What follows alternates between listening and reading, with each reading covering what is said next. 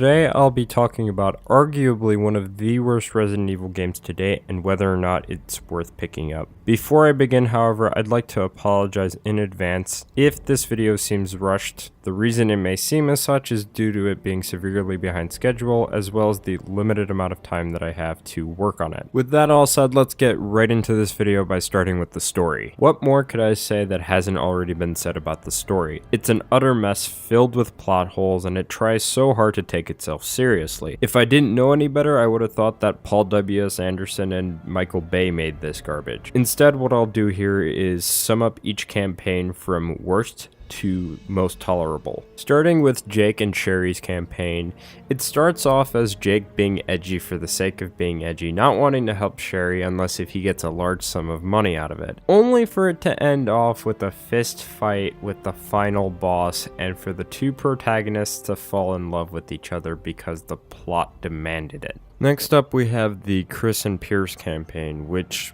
it goes from being a Call of Duty styled campaign to characters infecting themselves in order to get lightning cannon arms.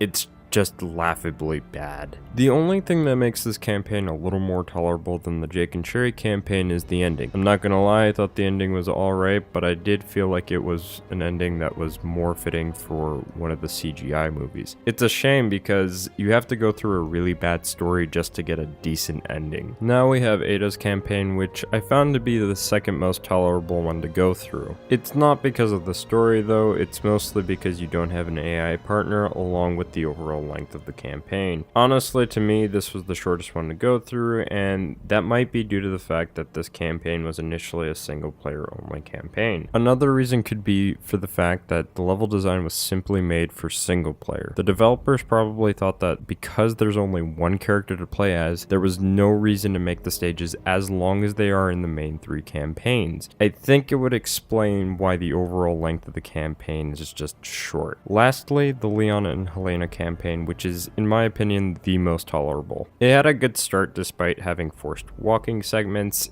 and it was nice to see something that was scaled down a bit, that is, until you get to China. Sure, it was nice to see zombies instead of parasite-infected enemies, but that doesn't make the story or the game good by any means. Speaking of which, let's talk about the gameplay now. Aside from QTEs that plague this game, I think it's alright for an action shooter. In my personal opinion, I think this type of playstyle definitely doesn't suit Resident Evil, but that's not to say it can't work for something new. Like, imagine if they made a new Dino Crisis or just a brand new action shooter that played like this. In my opinion, it's something that could work if done right. Co-op can be fun, but it won't be through the bad campaign. It actually is going to be through Mercenaries. The one thing that Capcom did right in this game was Mercenaries, and it makes me question why they didn't just make a spin-off title dedicated to Mercenaries and the other side modes that are in this game. However, this is just one aspect of an overall product. It still doesn't make the game good. Now, I will say it's nice to see that all of the modes and maps that were DLC are now available without a separate purchase in this new port of the game, but I don't have any opinions on the other modes because they're mostly PvP based, and we know how poorly Capcom does with PvP.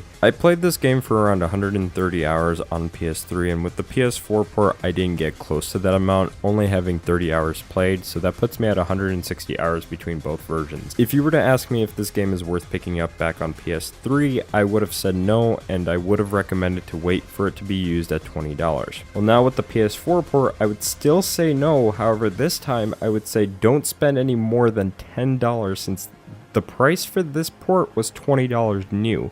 It's not worth your time unless you only like playing Mercenaries. However, before I close off, I will say this. No matter how bad Resident Evil 6 is, it only gets worse from here. Welcome to the family, son.